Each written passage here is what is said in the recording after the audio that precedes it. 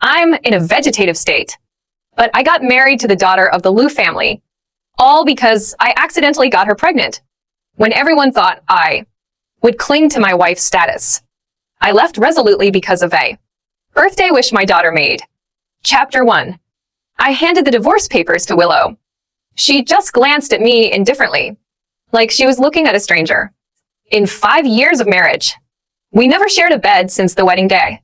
We slept separately and rarely even ate together. Despite this, she pretended to be a loving wife in public, showing off our supposed affection. I am a legal advisor at the Liu Group, while she is the heiress. Willow, in a novel, I would be the typical live-in, son-in-law of a wealthy family. But our marriage wasn't due to a great debt the Liu family owed mine, nor because we were deeply in love, nor a parental agreement. It was merely an accident. Because of this, I endured the cold stares of my father-in-law and brother-in-law. They treated me with disdain both at home and at work, acting as if I was a dog they didn't need to feed. But I tolerated it until today because of that accident. Willow's eyes were cold and distant. She said blandly, "George, do you think I would never divorce you? Talking about personal matters during work hours. That's an $1,800 fine." She was certain I wasn't genuinely seeking a divorce, but merely pressuring her. Her distant gaze reminded me of that afternoon long ago. 3 months into my job, my boss targeted me several times because I unknowingly took a position he wanted for his candidate. He berated me for my writing style differences. Frustrated, I went to the corner of the company courtyard to smoke. That's where I met Willow. She was stunning, in a black fitted dress. Her hair swayed gently in the breeze. Her features were fresh and elegant. Her red lips parted under a high nose. And her eyes, beneath thick lashes, were like a spring pool. As I approached, I smelled a faint floral scent. Despite her beauty, she was crying against the wall. I exhaled deeply and impulsively patted her shoulder. She looked up at me, startled, her teary eyes shining. I sympathized deeply, saying, "Did you get scolded too? Let me tell you, the higher-ups here are all brainless. Why get mad at idiots?" She frowned and asked, "Are they all like this?" "Of course," I replied. "Let me explain." I smoked while naming and cursing all the leaders I knew for 10 minutes, venting my anger. Then I added, "If the company keeps running like this, it'll be doomed. Don't be sad. Curse them too. Every employee curses their boss. You'll feel better. If not, lean on my shoulder." To my surprise, she leaned on my shoulder, finding solace. Her hair brushed my cheek, fragrant. I felt her breathing, initially rapid, gradually calming. My heart pounded as if shocked by electricity, unable to calm down. I thought it was a beautiful afternoon. But then she got up, smiled, and pointed to my badge, saying, "George, right, slacking off and smoking during work hours. That's an $1,800 fine." Later, I learned she cried because of Makoto, but I had already fallen deeply in love with her. Willow never liked me from the start. It was always Makoto, so I didn't bother arguing. "Fine me. Let her," I said. "Willow, I want a divorce. As soon as possible." Willow finally glanced at the papers and said, "George, if you want to trick me, at least make a real divorce agreement. Only compensation." Willow didn't know the amount matched what her father once offered to make me leave her. But I stayed, because I am a transmigrator completing missions to wake up from a vegetative state. After meeting her, the system told me the mission: marry Willow and have a child. No matter how hard I tried, I couldn't warm her heart. We have no future. This money is a belated compensation. I don't want to argue. The $50 million in the agreement is a negotiable amount for the Liu family and a fortune for me. Enough for a luxurious life. Willow stood up, looking at me disdainfully in her expensive designer chiffon dress, and sneered, "You didn't even write about our daughter's custody. What? You don't want your precious daughter anymore?" I smiled faintly. No. Chapter 2. I used to love Anna Wang very much. As an orphan since childhood, without parents or siblings. Only my shadow accompanied me. I didn't understand the meaning of family until I first held Anna in my arms. Seeing her tiny face and feeling her warmth, my heart melted. This feeling filled my soul, completing a missing part of me. Every smile, every glance from her brought me immense happiness, making me feel I finally had a family, someone worth protecting with my life. I gave all the affection I lacked in my childhood to Anna. I was incredibly protective of her. She was my only blood relative. So, if I didn't cherish her, who would? But Willow had no feelings for Anna, since Anna was an unexpected pregnancy. So Willow's contempt for me also transferred to Anna. When the doctor placed Anna beside her after birth, she merely glanced and turned away, saying, "She looks like George." Then she left Anna for me to take care of. Her mother didn't love her, so I played both father and mother. People say daughters are like little jackets to their fathers. I never received familial love and wouldn't let my daughter miss out either. For 5 years, I poured all my patience and love into every stage of her growth. Strangely, Anna adored Willow. She had a talent for languages. At just 3, she coldly said to me, "Mom doesn't spend time with me because it's your fault, Dad." I took it as childish talk. At 4, she met Makoto, who had returned from abroad after his divorce. She told the nanny, "No wonder Mom likes Makoto. I like him too. Uncle Makoto is much better than Dad. He's handsome and rich. Always buys me lots of treats. Unlike Dad, who never lets me eat anything fun. Just because I wouldn't let her have too many sweets." She pouted angrily. I overheard her complaints from the kitchen, suppressing my discomfort. I gently said, "Well, Daddy will make you new candy." Daddy made them himself. Pear and hawthorn candy. Delicious and healthy. But she grabbed the candy I made and threw it into the trash can, shouting, "I don't want your garbage.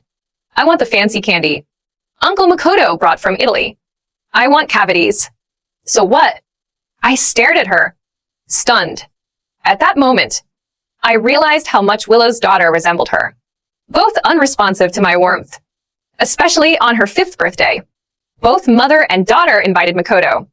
While lighting the candles, I suddenly heard the long-absent voice of the system. "Host.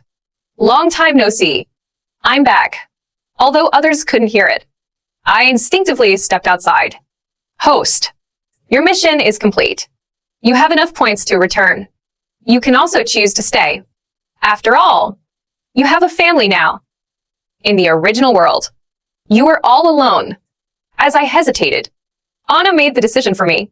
Just as I stepped back into the hall, I heard her birthday wish. Her voice was clear and loud, without any regard for me. "Can Mom and Dad divorce? I want Uncle Makoto to be my dad." Everyone was stunned. Willow just frowned slightly and said, "Make another wish." Makoto teased her. "You can't say that. Did you get your dad's permission to switch dads? You'll get a spanking." But his eyes were filled with undisguised pride. I smiled. Turning to the system, I said, "Take me home. I don't want to wait another second." Chapter 3. But the system gave me bad news. Since the central system has received too many second and third time transmigrators, there's now a cooling off period for leaving the system. I was stunned. The system cleared its throat and said, "Just like your human divorce cooling off period, you need to wait." I blurted out, "Wait for what?" Damn it. The system reminded me to use civilized language. So I restrained myself and asked, "How long?" 3 years. 3 years. System. Are you kidding? Wait until all the vegetables in your garden wither. The system paused for a moment and said, "Host, your insults are quite sophisticated." After 3 seconds of silence, it continued, "As compensation for my long absence, I'll increase your points by 1/3. So when you wake up from your vegetative state, your body will be completely healthy." Fine. Then I'll finalize the divorce first. That's why I was standing in Willow's office. Willow, let's get a divorce. Willow looked up, staring straight into my eyes, and asked mockingly, George, have you forgotten? Who was the one who begged me 5 years ago to have Anna, saying if I didn't, he would die? Those were my words. That year, Willow heard the news of Makoto's marriage. She drank all night and, in her heartbreak, came to me. She said, George, look at me. Why am I not good enough for Makoto? Why did he marry someone else? If he can marry another woman, I can find another man. George, you like me, don't you? You've waited for me, right? I nodded. We kissed passionately. That night, despite precautions, she accidentally became pregnant with Anna. Her first reaction was to have an abortion, because she didn't want a child to be a burden if Makoto came back for her. The child would be an obstacle between them. But then the system spoke. If you abort now, it means mission failure. And you know the consequences. Host. I begged Willow, driven by the system and my own deep desires. I said, if the baby dies, so will I. I swear I'll take care of both of you for life. Without my plea, Anna would never have been born. Willow didn't care about me, didn't care about Anna. She only cared about one person, Makoto, who had lived with her in the orphanage and saved her. Willow always wanted to marry just one person, Makoto. The day her biological father took her from the orphanage, she cried and begged Makoto to wait for her to marry him. So, she always held on to her feelings for Makoto. However, the next news she got about him was his marriage. Much later, I learned that Willow agreed to my proposal and decided to keep the child not because she believed my words, but because of something Makoto said. He told her, Willow, why do you think you deserve me to wait for you forever? Chapter 4. I looked at Willow's beautiful face, but I was thinking, I hope I never see her again. I said calmly, since both you and your daughter like Makoto, after the divorce, you can form a family. Everyone will be happy. Right. Willow smiled at me, but I could see the disdain and arrogance beneath her smile. She said, George, aren't you hypocritical? Do you think this will make me beg you? You really disgust me. Also, the child is mine. You tricked me into having her. From the moment you tried to threaten me with divorce, you completely lost your right to be a father. So, if you want me to sign the divorce papers, it's simple. You must promise never to come near my daughter again, never to see her. In the past, this would have been a fatal blow to me because love makes one vulnerable. After all, she is my only relative, my only daughter. But now, I don't care about anyone, so I have no vulnerabilities. Under her contemptuous gaze, I replied calmly, fine. She was taken aback, her eyes darkening. She grabbed a pen and quickly signed the agreement. Then she threw a copy at me. I picked it up and turned to leave.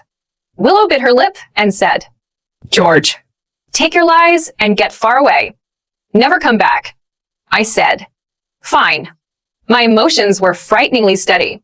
But then I paused and smiled, asking her, we haven't received the divorce certificate yet, and you haven't paid the compensation. I won't leave. Please pay in advance. Thank you. Willow's face turned red. Reluctantly, she signed a check.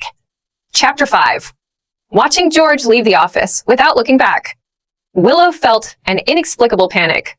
Just then, Secretary Chen walked in with some documents. She had been with Willow for many years, both a subordinate and a close friend. She said, Willow, is George asking for a divorce? Willow nodded without replying, taking the documents somewhat despondently. The secretary smiled and said, it's just a quarrel. George won't really divorce. George loves you and the child so much. How could he bear to leave you? Willow frowned slightly and said, whether he leaves or not, he has no right to show me attitude. Everything he has is because of the Liu family. If he really wants a divorce, I'll make Anna change her surname to Liu. Secretary Chen smiled, put down the documents, and left. The office suddenly became eerily quiet. For some reason, she kept recalling George's departing figure, which felt unfamiliar. It wasn't the George she remembered. She inexplicably recalled that night. For the first time under him, Willow felt nervous and scared. Her eyes red, her voice trembling. George had said things she didn't understand. He said, "Willow, I'm not just here to conquer you. I genuinely like you. Otherwise, I wouldn't be doing this with you. Willow, I'll stay here. Treat you well. Please treat me well too." Okay. Though she didn't understand. She inexplicably felt at ease. No longer scared. She intertwined her fingers with his and kissed him. Over the years, George was always gentle and considerate. The only thing that disgusted her was forcing her to keep the child, ruining her future with Makoto. He absurdly said, "If the child is gone, the mission will fail, and I won't exist." She had to retaliate against him. So, for 5 years, she never showed him a good face. After all, he was homeless and would stay with her till death. His wish echoed in her ears again. "Willow, I want a cute child. The 3 of us living in a cozy home." Okay. No. She never wanted a family. She never had one since childhood. Her father only found her to use her as a pawn in marriage alliances. Unable to marry Makoto, she married a low-level employee, but she would never follow her father's arrangements. The day George asked for a divorce, she couldn't stay at the office and went home early. "Where is George?" the nanny whispered. "Sir moved out this afternoon." Willow felt even more panicked inside, but didn't show it. She just sneered. "He's quite convincing." Then she walked into her bedroom, ignoring everything else. Chapter 6. After getting the divorce agreement, I returned home. I packed a few things and was ready to leave. Anna was sitting in the living room, playing on her tablet, with a candy in her mouth. Colorful wrappers were scattered all over the floor. She glanced at me and said flatly, "Mom allows me to eat these. Uncle Makoto gave them to me. So mind your own business." I smiled. "I won't mind at all. You can eat 100 if you like." I squatted down and pinched her cheek. "If you get cavities, it's your problem, not mine." "Well, I'm leaving." "Where to?" "To make room for your new dad. I won't come back here anymore." Anna frowned, her expression just like her mother's. "Dad, you're talking nonsense. Mom says you're an orphan. And without clinging to her, you have nowhere else to go." "Dad, you're so useless. As a dad, you're such a failure. No one in this family likes you or needs you. Uncle Makoto would never be so pathetic, always working or circling around the child at home. It's so annoying. Dad, you should leave. I won't miss you." Then she lowered her head and continued playing her game, watching her indifferent back. If it were before, I would have been extremely hurt. Before, I would often ask her carefully what she was playing, if she would teach me, if I could play with her. I, a grown man, played girls' games, tea parties, and role-playing, sacrificing so much time just to spend time with her. But all I got in return was her disdain. Any slight disagreement led to her tantrums and sulking. Now, I don't care anymore. Whoever wants to care can go ahead. All right. Well, I hope you can keep that tough mouth of yours. With that, I dragged my suitcase out the door. The warm sunlight stung my eyes. A phrase flashed in my mind. Live towards the sun. Chapter 7. Since I only had to wait 3 years, I quit my job, took the compensation, and settled down, renting an apartment in a nice community. No need to buy. I couldn't take it with me after 3 years anyway. The community was beautiful, and from my window, I could see the sea. But I could also see people walking into the sea. A little boy, alone, slowly approached the waves. Instinctively, I ran downstairs in my slippers, crossed a road and a green belt to the beach. I picked up the little guy. "Where are your parents?" The boy was about 3 years old, with big, round eyes like grapes. His eyes were wet, as if he had just cried. But he didn't say a word, just tightly clutched his clothes. Daniel. A woman walked over, her long hair flowing like a waterfall in the sea breeze. She had a fresh, natural look with a gentle smile. I hadn't noticed her earlier, sitting on a hammock under a tree, watching him. Thank you.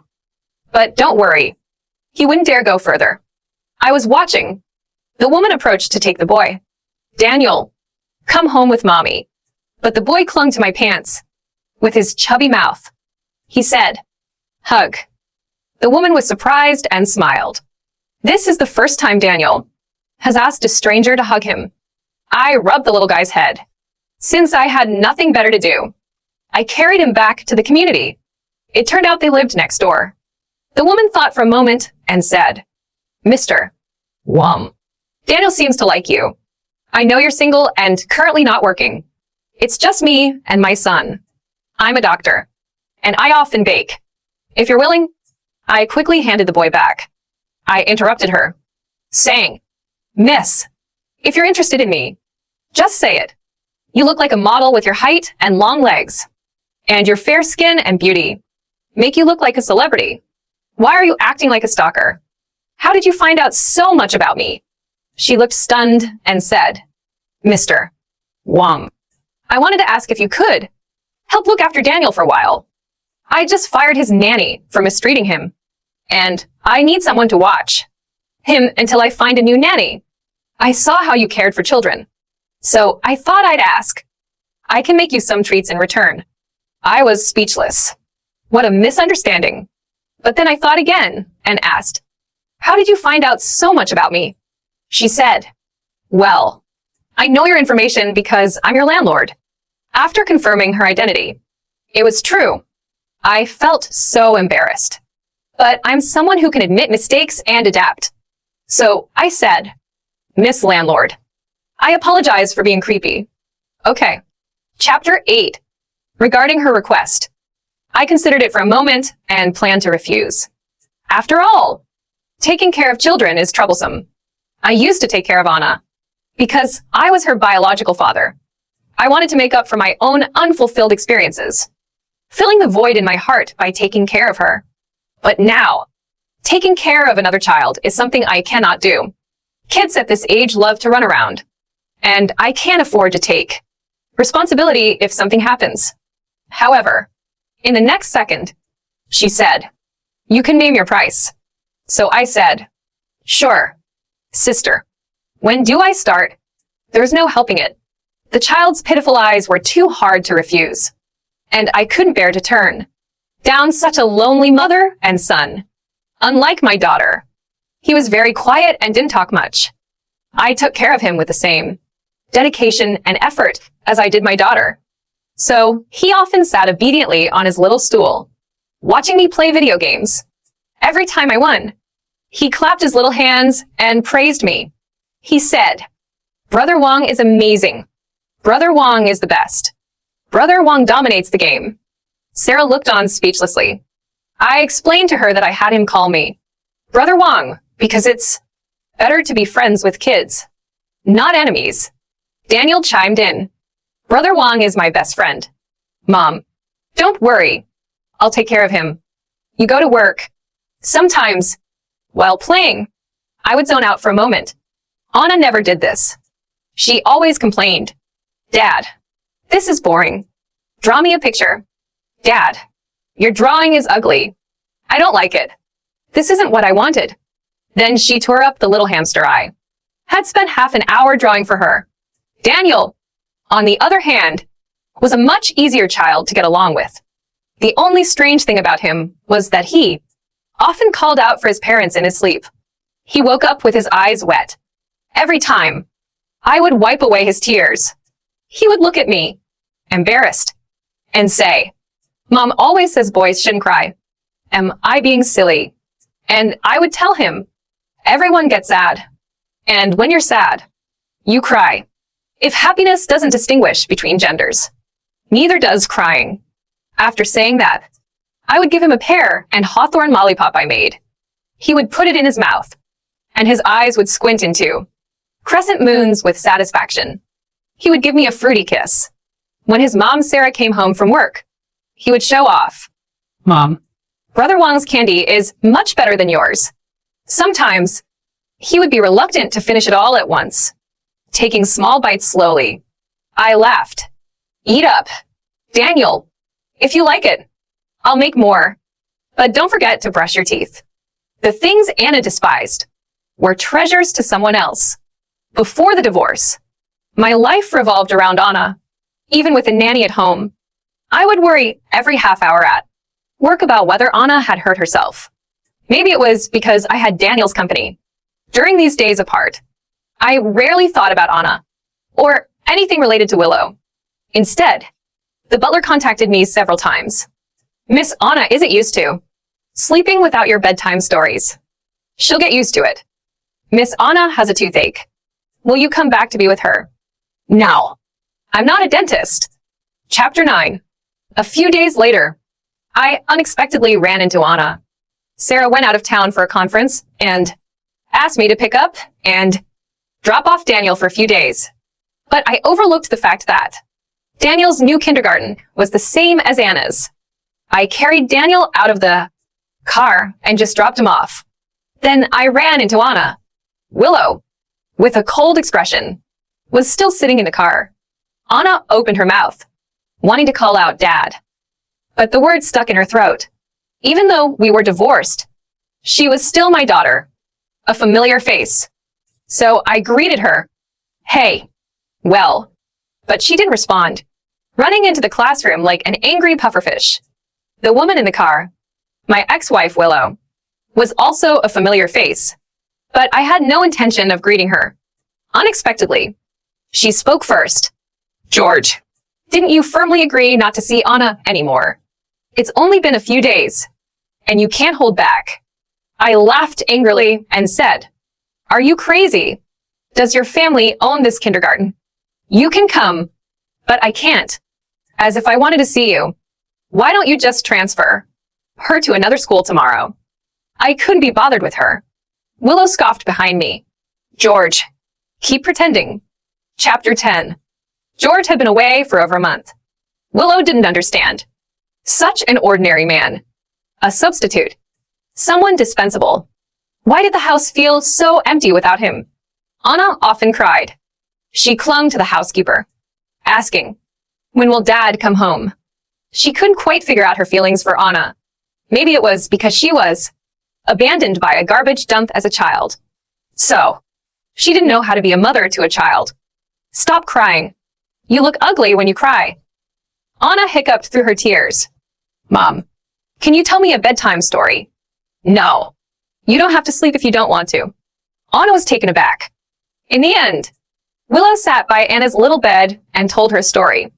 The more Willow read, the more frustrated she felt. She should be getting her beauty sleep. Why was she sitting here reading a children's book? With a snap, she closed the book. Lights off. Sleep or don't. I don't care. Anyway, she wasn't going to keep reading. Anna pouted, but reluctantly slid under the covers. For the first time, Willow felt a bit unsettled since George left. This frustration stayed with her until she saw him at Anna's kindergarten a few days later. The annoyance in her heart seemed to lessen a bit. She thought, how could he leave his daughter? She was his only family, and he purposely picked the rare time she brought Anna to school. He was just stubborn and prideful. He could have had a good life, but insisted on a divorce. So she took Anna out of school, not letting her go to kindergarten. She wanted George to make a wasted trip. Want to see the child? Fine. Come and beg her. But 3 days later, Butler Zhang hesitantly said, Sir still goes to kindergarten every day. It seems he's taking someone else's child to school. He hasn't specifically come to see Miss Anna. Willow was taken aback. Chapter 11. Sarah kept her word. In the 3rd month of my time with Daniel, she hired a gentle aunt to take care of him. Out of habit, I helped out when I could, because having someone praising you while playing games was just too pleasant. Sarah often cooked for me. Maybe it was a habit from her profession as a doctor. She would debone fish before cooking it, or remove bones from meat before boiling it. But it tasted quite good, though I always felt a bit weird eating it. After dinner, Daniel would habitually play with magnetic blocks on the small table in the living room. We sat on the sofa and chatted. There was an inexplicable peacefulness to it. I couldn't help but ask. Daniel often calls out for his parents in his sleep. Did you do something to upset him? Making him cry in his dreams? Sarah said softly. Daniel's parents passed away in an accident last year. Daniel needs time to adjust. I was stunned. Then who are you? A human trafficker. Sarah couldn't help but laugh. What are you thinking? I'm his biological aunt. After my brother passed away, I adopted him and raised him as my son. To avoid people's strange looks outside, I patted her. You're really kind. Sarah suddenly leaned in close. Her legs almost pressed against my hand. I instinctively withdrew my hand. But when I looked up, I met her bright, almond-shaped eyes, which made my heart race. I could even smell her faint fragrance. She said, George, do you think a single mom like me can find a man who likes her? Of course.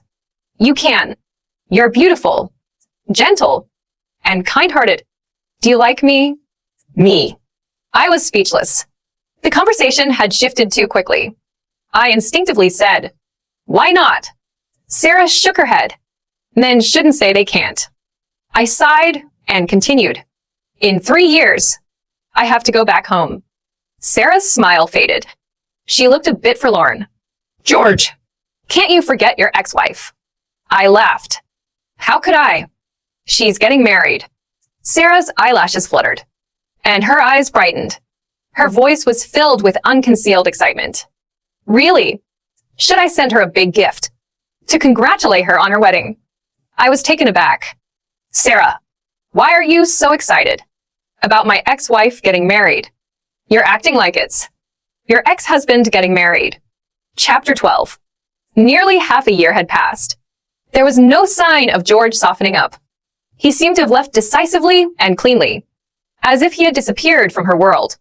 At first, Willow didn't care much, and she didn't think about George often, although Anna often stared blankly at the wooden dolls George made. But the nannies took good care of her, so she thought she really didn't like that man at all. But Makoto's hint made her inexplicably anxious. He said, Willow, if you were to choose a ring, would you like a pink diamond? Rumors spread that Willow was going to marry Makoto.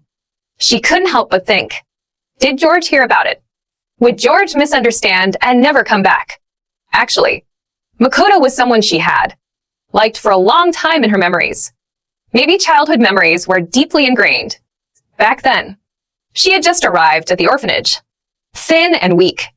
She looked like a little kitten ready to be bullied, and she was often bullied by the kids there. One day, she was beaten badly. Makoto called the headmaster, and a group of kids scattered. Makoto handed her a piece of fruit candy with a smile. Here. It's very sweet. Yes, it was very sweet. The sweetest candy she had ever had as a child. She never doubted that Makoto was the person she loved the most. But a corner of her heart was subtly dissenting. For instance, she was inexplicably driven to visit George's place unexpectedly. She watched George, a pretty woman, and a lively little boy walk into the community with smiles. She recognized the woman, surprised, but she still held onto a sliver of hope, refusing to think about what might be happening. So, when George came out alone, she stopped him, smiling and teasing. Husband, why haven't you come home for so long? Are you secretly keeping a woman outside? Saying this, she reached out to hold George's arm. George was stunned, instinctively pushed her hand away, frowned, and said nothing. Shouldn't he be happy she came? Why didn't he take the chance she gave? Seeing his silence, Willow felt inexplicably wronged. George, if I were really done with you, I wouldn't have come back. If you still want Anna, come back yourself. Otherwise, if I accept Makoto's proposal, you won't have another chance. George's expression was as calm as when he asked for a divorce in her office half a year ago. Congratulations, Miss Liu. Thank you, Miss Liu, for going out of your way to personally invite me to the wedding. Willow felt a strange pain in her heart. A fire of anger instantly ignited. Her face turned red, and she said without thinking, "George, do you think you've struck gold?" Chapter 13. I was taken aback. "What do you mean?" Willow sneered. "The young lady of the South City Yu family. Sarah Yu." When she mentioned it, I remembered that the Yu family had often caused trouble for the Lu family, using their political background to create issues. Half of the disputes are legal. Department handled were due to Yu's machinations. She continued, "Sarah may appear to be a small doctor, but she is actually the daughter of the Yu family. Do you think she would marry a divorced man like you?" I frowned. "So, what if I'm divorced?" "Aren't you divorced too? Isn't your dear brother Makoto also divorced? Does that stop you from chasing after him?" "Willow, I know how your family has always viewed me, but look at yourself. Married and thinking about other men. Divorced and seeking your ex-husband. Do you still fantasize that you're some pure maiden saving herself for her first love? Do you think you're a princess everyone has to adore, even after divorce? Do you think I should still be devoted to you?" "Willow, I need to ask you, do you think you've struck gold? Do you think Makoto is the light of your life? Go back and check. You might not even know what disease you've caught. You and Makoto are actually a perfect match." Willow's face turned beet red, her eyes glistening with unshed tears, and she bit her lip without speaking. I felt oddly satisfied. Ignoring her shock, I turned and left. Unexpectedly, I ran into Sarah, who had been eavesdropping for who knows how long. I cleared my throat. "I'm usually very nice. Not like this. Do you believe me?" Sarah nodded. "I believe you." As we walked, we inexplicably exchanged a knowing smile. I asked her, "Why are you smiling?" "George, you were quite impressive with your scolding." "Of course. I think you made a lot of sense." I had to admit, being praised by a beautiful woman, especially one interested in me, greatly satisfied my vanity. I quickened my pace. Sarah followed leisurely. "George, the most important thing is that my marriage is my choice, unrelated to the Yu family." "George, did you hear that?" Chapter 14.